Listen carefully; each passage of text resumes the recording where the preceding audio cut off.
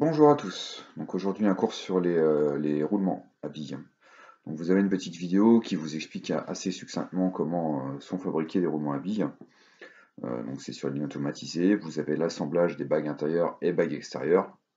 Ensuite vous avez différents éléments roulants. Là c'est des billes en l'occurrence sur la vidéo qui sont fabriquées, le type de fabrication.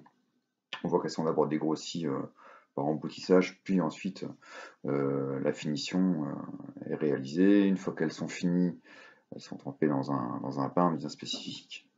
Ensuite, il y a un traitement thermique appliqué sur les billes qui va permettre justement qu'elles aient une dureté et une résistance nettement plus importante qu'à l'origine. Donc c'est quand même assez intéressant de voir comment c'est fabriqué. On voit que c'est complètement automatisé, que les billes sont montées dans les chemins de manière automatique et qu'ensuite le roulement sort assez rapidement de la ligne. Donc là, on voit les cages qui viennent justement positionner les éléments les uns par rapport aux autres sans qu'ils se touchent, pour avoir un bon guidage de roulement. Donc voilà pour l'automatisation d'un type de roulement à vie. Donc ce qu'il faut retenir donc, de cette vidéo et de cette introduction, c'est qu'en fait un roulement est composé d'une bague interne, d'une bague externe, des éléments roulants qui sont à l'intérieur, les parties tournantes, et puis d'éléments qui viennent empêcher que ces éléments roulants ne se touchent les uns aux autres.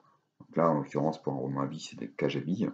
Mais vous avez des photos, hein, sur la photo ci-dessus, on voit qu'on c'est pas toujours des billes, ça peut être des rouleaux coniques, ça peut être des rouleaux, ça pourrait même être des aiguilles qui ne sont pas représentées ici. Donc voici un roulement à billes défini par bague interne, bague externe, éléments roulants, cage à billes. Donc voici différents types de roulements avec donc les types. Donc KB par exemple, un roulement à rouleau conique. Vous avez la schématisation, le dessin technique. Donc il y a vraiment pas mal de choses qui sont notées là. Les roulements à rouleau conique sont des roulements qui prennent beaucoup d'efforts radiaux. Donc, ce sont des efforts perpendiculaires à l'axe de rotation. Ils prennent aussi des efforts axiaux que dans un seul sens. Si on veut les mettre dans les deux sens, il faut monter ce qu'on appelle en opposition, c'est-à-dire les roulements à rouleau conique sont toujours montés en opposition, soit en haut, soit en X, on verra un peu plus tard, mais c'est un roulement qui a un rapport qualité-prix imbattable. C'est-à-dire que pour le prix qui coûte, ce qu'il va être capable d'encaisser comme effort, c'est un très très bon roulement. Donc ces roulements-là est très très souvent rencontré en industrie. Le roulement BS, c'est un roulement à rotule à double rangée de billes. Donc l'intérêt du roulement à rotule, c'est que c'est une rotule, donc au final, il a un angle de rotulage jusqu'à 3 degrés, donc il va pouvoir accepter des défauts comme ça. Donc, quand on a des grandes distances entre un arbre et on veut accepter un défaut de rotation, on va utiliser le roulement à rotule à double rangée de billes. Roulement à contact oblique, donc pareil, c'est un petit peu le même esprit que le roulement rouleau conique, ça va encaisser des efforts axiaux et des efforts radiaux. C'est un bon roulement, hein, mais il est quand même très cher, donc voilà, ça c'est le côté négatif.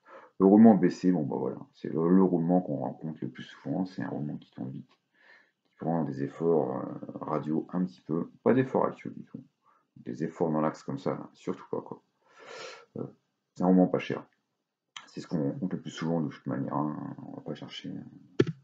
Donc voilà, qu'est-ce qu'on a ensuite? On a les roulements à rotule à rouleau, donc c'est le même principe, hein. On a un angle de rotulage de 3 degrés sur ce roulement type SC, avec des rouleaux, donc il va prendre des efforts radiaux encore plus importants puisque c'est des rouleaux. Donc ce roulement-là est extrêmement cher. Des roulements aiguilles, capacité, surtout gros intérêt, c'est que en fait, le roulement aiguille, surtout s'il n'a pas de bague intérieure, on dit NEA, c'est avec bague intérieure, NES sans bague intérieure. Euh, c'est son encombrement. Il va pas prendre beaucoup de place. Des fois, on allait prendre 2 places. Donc, ça peut être intéressant d'utiliser à ce moment-là un roulement aiguille. Roulement combiné, donc le roulement RAX. Donc, on a une butée à rouleau et un roulement aiguille en un seul monobloc. C'est des roulements très chers. On ne pas ça très souvent, mais ça existe. Roulement à rouleau cylindrique. Donc, des rouleaux qui sont tout simplement cylindriques. Ça prend beaucoup d'efforts axiaux. Des fois, beaucoup d'efforts radiaux, des fois un peu d'efforts axiaux quand quand il y a une collerette au niveau de la bague intérieure. Là, c'est pas le cas, hein, donc aucun effort axiaux sur ce type de roulement RU sans collerette.